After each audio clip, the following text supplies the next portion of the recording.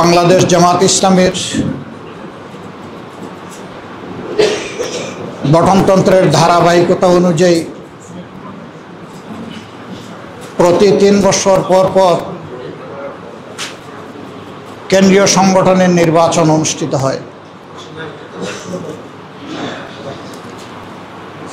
এই তোমরা একটু উঠাই দাও না, এটা মুখের সাথে অ্যাডজাস্ট করতে হবে তো, ভাই উঠাই দাও।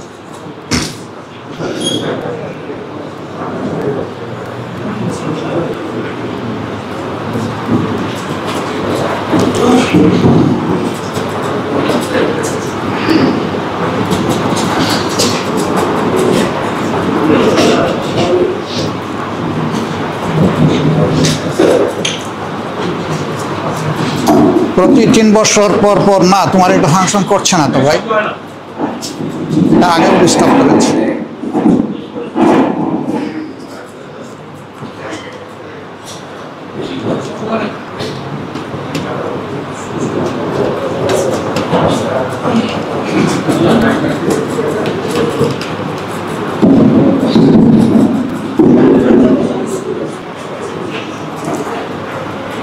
বাংলাদেশ জামাত ইসলামের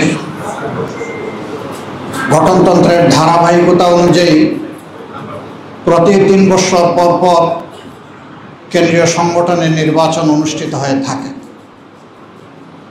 সেই হিসাবে চলমান সেশনটি এবছরের ডিসেম্বরে শেষ হওয়ার কথা, কিন্তু ঐতিহ্যগতভাবে বাংলাদেশ জামাত ইসলামী ডিসেম্বর আসার আগেই তার কার্যক্রম শুরু করে থাকে, যাতে আগামী বছরের প্রথম দিন থেকেই পরিকল্পনা বাস্তবায়নে এটি সহায়ক হয়।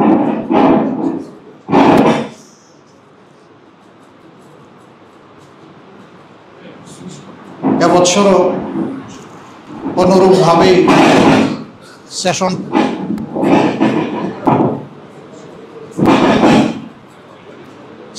বন্ধ হওয়ার কারণে, সেশন সম্পন্ন হওয়ার কারণে আলহামদুলিল্লাহ সে নির্বাচন অনুষ্ঠিত হয়েছে।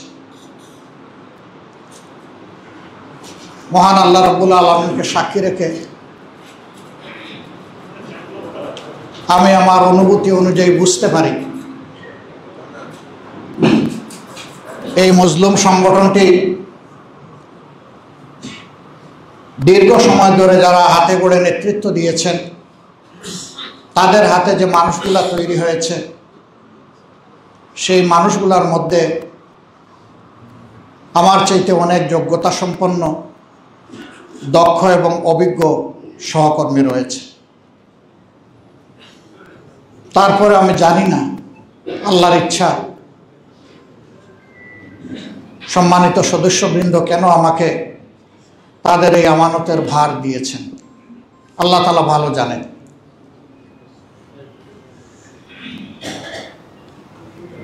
আমি নিজেকে এই দায়িত্বের জন্য মোটেই যোগ্য মনে করি না। এটি যদি আমার আল্লাহ তাআলার ফয়সালা হয়ে থাকে, তাহলে বিশেষভাবে আমার সহকর্মীদের কাছে আমার অনুরোধ, আমি আপনাদের একজন ভাই, আমি আপনাদের মতোই একজন। অতীতের দিনগুলোতে আমি একাই সংগঠন পরিচালনা করি নাই, আমরা সম্মিলিতভাবে এই সংগঠন পরিচালনা করার চেষ্টা করেছি। এই সংগঠন পরিচালনার মাধ্যমে ভালো যদি কিছু অর্জন হয়ে থাকে, সেটি আল্লাহ তাআলার একান্ত মেহেরবানি এবং আমাদের সহকর্মীদেরই অবদানের কারণে। কিন্তু ভুল ত্রুটি যা হয়েছে, আল্লাহর দরবারে যদি আমাদের কোনো কার্যক্রম পদক্ষেপ অপছন্দ হয়ে থাকে, তাহলে মূলত তার দায়িত্বটুকু আমার।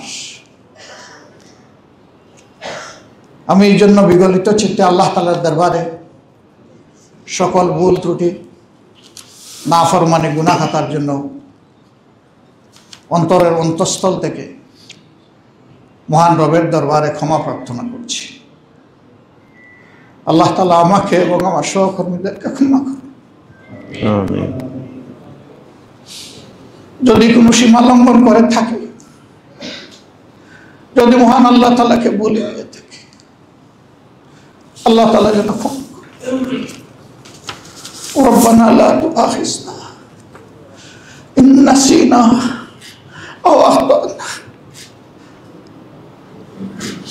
হে আল্লাহ, অতীতে যোগ্য লোকগুলোর গাড়ে তুমি যে বাহার চাপিয়েছে, আমার মতো দুর্বলের গাড়ি বাঁচো। রব্বানা ওয়ালা তাহমিল আলাইনা ইসরান কামা হামালতাহু আলাল্লাযীনা মিন ক্বাবলিনা। ওগো প্রভু, যে ভার বইতে পারবো না, এবার আমাকে দিও না তুমি। ربنا ولا تحملنا ما لا طاقة لنا به واعف عنا واغفر لنا وارحمنا أنت مولانا فانصرنا على القوم الكافرين. প্রিয় সহকর্মী বৃন্দ, আমার কোনো ভুলের কারণে আমাকে ঘৃণা করবেন না। আরো বেশি দরদ দিয়ে আমার কাছে আপনারা পৌঁছে যাবেন। আমাকে সমালোচনা করে আপনারা সংশোধন করে দিবেন, সোজা করে দেবেন। আপনাদের এই সমালোচনা আমি যাতে খোলা দিল দিয়ে কবুল করতে পারি, আল্লাহ তাআলা আমাকে সেই তাল দান করুন। সম্মানিত সুধী মণ্ডলী, আমরা আপনাদের কৃতজ্ঞতা আদায় করছি। অতি শর্ট দাওয়াতে আপনারা সকলেই আমাদের দাওয়াতে সাড়া দিয়ে এখানে উপস্থিত হয়েছে। আপনারা নিজ নিজ দায়িত্বের জায়গায় অত্যন্ত গুরুত্বপূর্ণ, আমি বিশ্বাস করি অনেক গুরুত্বপূর্ণ কাজ রেখে আপনারা এখানে এসেছেন। আপনাদের এই ঋণ পরিশোধ করার কোনো যোগ্যতা আমাদের নেই। শুধু আল্লাহ তাআলার দরবারে দোয়া করি আপনাদের এই উদারতা, এই বন্ধুত্ব, আপনাদের আমাদের প্রতি ভালোবাসার উত্তম প্রতিদান আল্লাহ যেন আপনাদের সকলকে দান করেন। সম্মানিত রাজনৈতিক সহকর্মী বৃন্দ, তিনি বন্ধুগণ, আমরা দেশের সাথে জনগণের সাথে একসাথে কাজ করি। আমরা মানুষ, অনেক সময় আমাদের চিন্তা মিলে যায়, আবার অনেক সময় মিলেও না। যখন মিলে যায় তাতে কোনো বিপত্তি ঘটে না, কিন্তু যখন মিলে না তখন স্বাভাবিকভাবেই আমাদের মধ্যে কষ্ট, যন্ত্রণা, মান অভিমান তৈরি হয়। আপনাদের কাছে বিনয়ী অনুরোধ, আমাদের এই যন্ত্রণা, মান অভিমান যেন জাতির কোনো ক্ষতি না করে, এটি যেন আমাদের মধ্যেই সীমাবদ্ধ থাকে। আমরা যেন পরস্পরের সাথে পরামর্শের ভিত্তিতে সমাধান করে নিতে পারি। আমাদের জাতি একটি মজলুম জাতি। স্বাধীনতার 54 বৎসরে সকলেই স্বীকার করেন যে এই জাতি স্বাধীনতার প্রকৃত স্বাদ ভোগ করতে পারে নাই। কেন পারে নাই? মূলত দুটি কারণই এর জন্য দায়ী। একটি হচ্ছে দুর্নীতি, আর একটি দুঃশাসন। এই দুর্নীতি আর দুঃশাসনের কারণেই আমরা আমাদের উপর অর্পিত প্রিয় জনগণের দায়িত্বের হক আমরা আদায় করতে পারি। এই দায়বোধ থেকে আমরাও মুক্ত নই। যদিও বাংলাদেশ জামাত ইসলামী সবসময় চেষ্টা করে এসেছে জনগণের কল্যাণে চিন্তা করার, পরিকল্পনা নেওয়ার এবং কর্মসূচি গ্রহণ করার, তারপরেও তো আমরা মানুষের সংগঠন। ভুল ত্রুটির ঊর্ধ্বে আমার মুঠেই নয়, আমাদের ধারাও ভুল ত্রুটি হয়ে যায়। আমরা প্রিয় জাতির কাছে বারবার এই ভুলের জন্য ক্ষমা চাইতেই থাকব। একদল মানুষ আমাদের এই ক্ষমা চাওয়াকে পছন্দ করেন না। তারা বলেন এত ক্ষমা চাওয়ার দরকার কি? রাসূল করিম সাল্লাল্লাহু আলাইহি ওয়াসাল্লাম আল্লাহ তাআলা যাকে বেহেশতের ওয়ারেন্ট দিয়েছেন, আগের পরের সমস্ত গুনাহখাতা ক্ষমা করার সুসংবাদ দান করেছেন, তিনি বলেছেন, হে আমার উম্মত, তোমরা জেনে রাখো আমি দিনে কমপক্ষে 70 বার অথবা 100 বার আমি আমার আল্লাহর কাছে ক্ষমা চেয়ে থাকি, তওবা করে থাকি। যার আল্লাহ আগের পরে সব মাফ করে দিয়ে জান্নাতের ওয়ারেন্টি দিয়েছেন, তিনি আমাদেরকে শিখিয়ে গিয়েছেন এই মাপ চাওয়াটা মুহূর্তের লক্ষণ।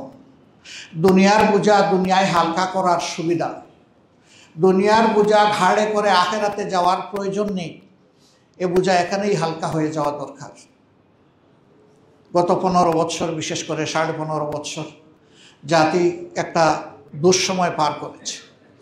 এই সময়টা এদেশের তখন যারা সরকারে ছিলেন তাদের সকল রাজনৈতিক প্রতিপক্ষ, আলিম ওলামা, সাংবাদিক, সুশীল সমাজের ব্যক্তিবর্গ, সকল শ্রেণী পেশার মানুষ সকলেই মজলুম ছিলেন। কে বড় মজলুম আর কে ছোট মজলুম এই বিতর্কে আমরা যাব না।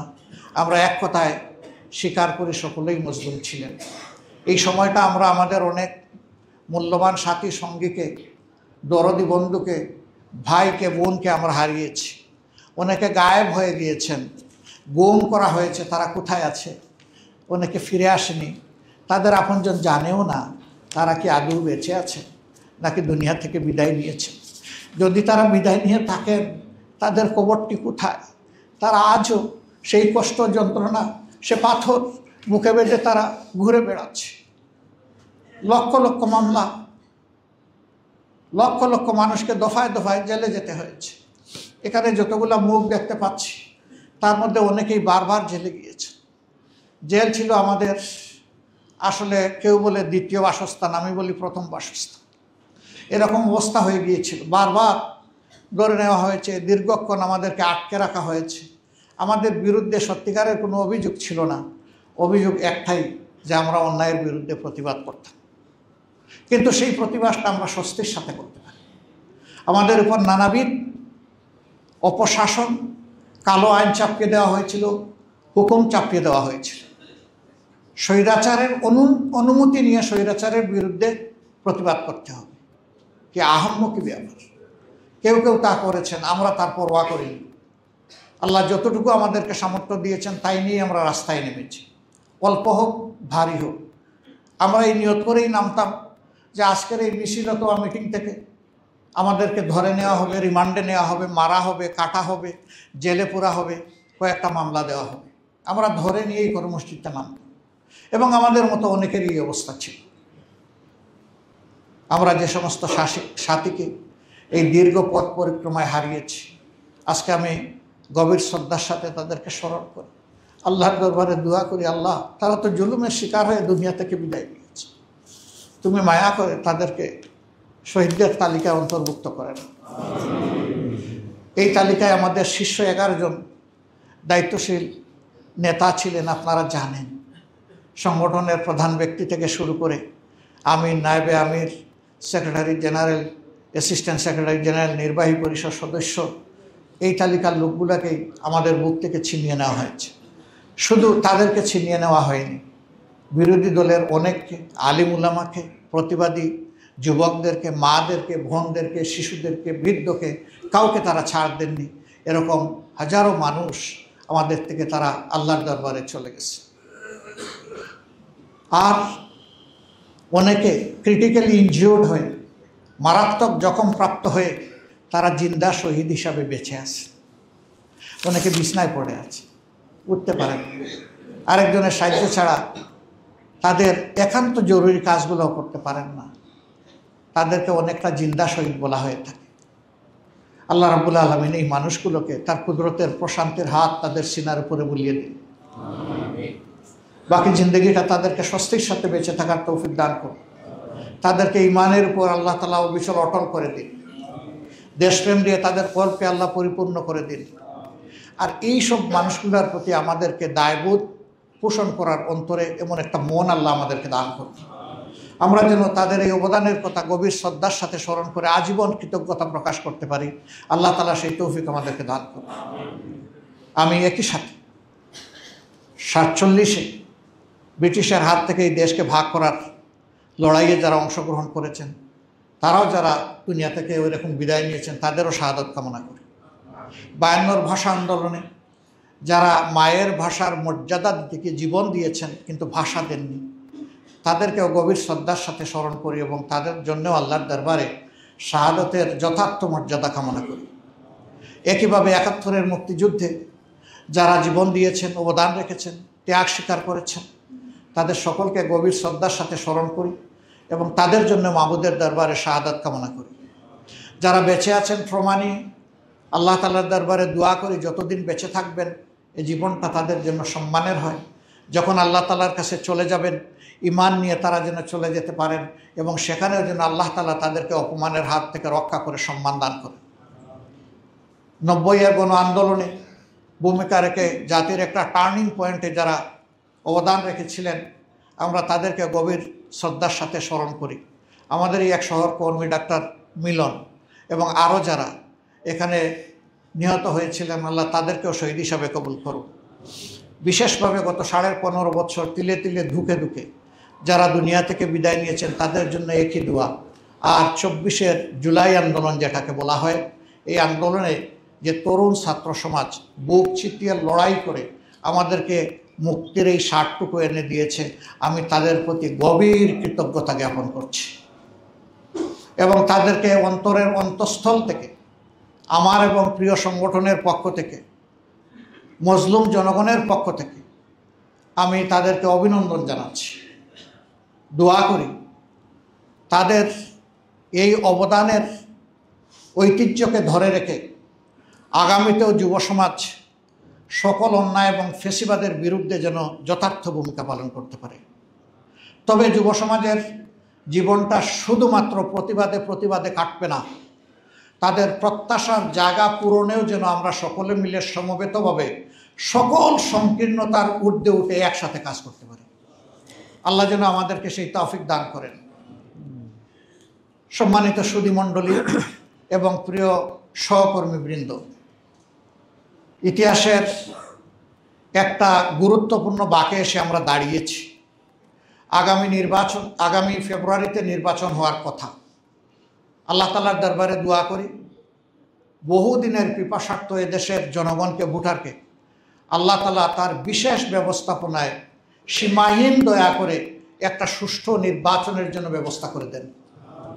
এবং এই ক্ষেত্রে আমরা যারা রাজনৈতিক দলগুলো আছি, দলের স্বার্থকে না দেখে জনগণের ভোটের প্রতি শ্রদ্ধা নিবেদন করে আমরা যেন খোলা অন্তরে আগামীর রাজনীতি করতে পারি। আল্লাহ যেন এই তৌফিক দান করেন। আমি আমাদের প্রিয় দলীয় সহকর্মী সহ দেশবাসীর প্রতি অনুরোধ জানাবো, কোনো দল কিংবা ব্যক্তির অন্ধ প্রেমে আমরা কেউ মশগুল হব না। আমাদের প্রেম ভালোবাসা আল্লাহর জন্যে, তারপরে এই জমিনের জন্যে, তারপরে এই দেশের মানুষের জন্যে। এই ভালোবাসা হবে আপুসহীন, এখানে কোনো কিন্তু বাট নাই, এটা সকল বাট কিন্তুর ঊর্ধ্বে। সেই দেশপ্রেম অন্তরে ধারণ করে আমরা যেন সত্যিকার অর্থে আগামী নির্বাচনকে অর্থবহ করে তুলতে পারি। আমরা যেন প্রমাণ করি যে এই বাংলাদেশ আগের যে বিধ্বস্ত রাজনীতি ছিল, রাজনীতির যে অপসংস্কৃতি ছিল, সেই কালো ছায়া থেকে বেরিয়ে এসেছে, একটি নতুন বাংলাদেশ জন্ম নিয়েছে। যেই বাংলাদেশের জন্য প্রত্যাশা করে বসে আছে 18 কোটি মানুষ দেশে এবং বিদেশে। আজকের এই মুহূর্তে আমরা আমাদের সমস্ত প্রবাসী ভাই বোনদেরকে বিশেষভাবে স্মরণ করছি। জুলাইয়ে আন্দোলন যখন তিলে তিলে আগাচ্ছিল, তখন তারা তাদের নিজ নিজ দেশ এবং জায়গা থেকে তারা প্রতিবাদ করেছেন। আর প্রতিবাদের সবচেয়ে বড় হাতিয়ারও তারা সে সময় প্রয়োগ করেছিলেন। তারা রিমিটেন্স শাটডাউন ঘোষণা করেছিলেন। ফ্যাসিস্ট সরকারের ত্বক এটা কাঁপিয়ে দিয়েছিল। আমরা তাদেরকে রিমিটেন্স যোদ্ধা বলি, কিন্তু আসলে বীরদেরকে আমরা সেইভাবে সম্মান করি না। এটি আমাদের জন্য জাতীয় লজ্জার ব্যাপার। আমাদের বীরদেরকে আমরা যেন যথার্থ সম্মান দিতে পারি। এখন থেকে প্রত্যেকটি দলের ম্যানিফেস্টো, কর্মসূচি এবং পরিকল্পনায় তা থাকা উচিত। তাদের ভোটের অধিকার পর্যন্ত ছিল না। এবার আমরাও দাবি করেছি, অনেকেই দাবি করেছেন। সেই দাবির প্রেক্ষিতে সরকার এই দাবি মেনে নিয়ে প্রথমবারের মতো প্রবাসীদেরকে ভোটের অধিকার দেওয়ার উদ্যোগ নিয়েছে। এটা পরিপূর্ণ হয়নি, অ্যাপসগুলা মানসম্মত ছিল না, সময় যথার্থ ছিল না। এজন্যে প্রথমবারের মতো কতটুকু এটা সাকসেসফুল হবে তাই নিয়ে আমাদের যথেষ্ট সন্দেহ আছে। আবার যারা রেজিস্ট্রেশন করেছেন ভোটার হিসাবে, ভোট দেওয়ার জন্য আরেকটা রেজিস্ট্রেশন তাদের লাগবে, কিন্তু সরকারের পক্ষ থেকে এর কোনো সেই রকম প্রচারণা নেই। তাহলে মানুষের মধ্যে সচেতনতা আসবে কিভাবে, বুঝবে কিভাবে? আমরা দাবি জানাই নির্বাচন কমিশন এই ব্যাপারের জন্য যথাযথ উদ্যোগ গ্রহণ করে, যাতে সত্যিকার অর্থেই তাদের অধিকারটা তাদের হাতে আমরা তুলে দিতে পারি। আমরা তাদের প্রতি গভীর শ্রদ্ধা জ্ঞাপন করছি। সম্মানিত সুধীমণ্ডলী, ইনশাআল্লাহ নতুন বাংলাদেশের যে প্রত্যাশা জেগে উঠেছে, এই বাংলাদেশ গড়ে তোলার ক্ষেত্রে আমরা সবাই মিলে একসাথে ঐক্যবদ্ধ হয়ে কাজ করব। এখানে কোনো রাজনৈতিক বিভাজন আর মেজরিটি এবং মাইনরিটির কোনো সংঘাত আমরা আর দেখতে চাই না। উন্নত দেশগুলোতে মেজরিটি মাইনরিটি বলে কিছু নাই। তারা ইউনাইটেড নেশন, ঐক্যবদ্ধ জাতি। আমাদের মধ্যে পরিকল্পিতভাবে এটি সৃষ্টি করা হয়েছে যাতে জাতিকে মুখোমুখি করে রাখা যায়। আমরা এটা মানি না, এটা মানতে চাই না। বাংলাদেশের সীমানার ভিতরে, আসমানের নিচে যারাই জন্মগ্রহণ করবেন, যারাই বসবাস করবেন, যারাই এদেশের নাগরিক, আমাদের সংবিধান তাদের সকলকে তাদের সমান অধিকার নিশ্চিত করবে ইনশাআল্লাহ। আমরা এখানে ওই ধরনের কোনো বিভাজন আর মেনে নেব না। এর ভিত্তিতে আমরা আর কোনো সংঘর্ষে জড়ানোর এই নাটক কাউকে করতে দেব না। আমরা সবাই সতর্ক থাকব। আমরা সবাই মিলেমিশে প্রিয় দেশকে আমরা গড়ব ইনশাআল্লাহ। আল্লাহ তাআলা আমাদেরকে তৌফিক দান করুন। আমি সম্মানিত সুধীমণ্ডলী, রাজনৈতিক সম্মানিত শীর্ষ নেতৃবৃন্দ যারা এসেছেন, তাদেরকে আরেকবার অন্তরের অন্তঃস্থল থেকে গভীর কৃতজ্ঞতা এবং ধন্যবাদ জ্ঞাপন করছি এবং দোয়া করি আগামীর দিনগুলোতে আজকের এই সৌহার্দ্যমূলক পরিবেশটা আমরা অক্ষুণ্ণ রেখে এই জাতিকে যেন আমরা গড়ে তুলতে পারি। আল্লাহ আমাদের সহায় হন। আসসালামু আলাইকুম ওয়া রাহমাতুল্লাহি ওয়া বারাকাতুহু।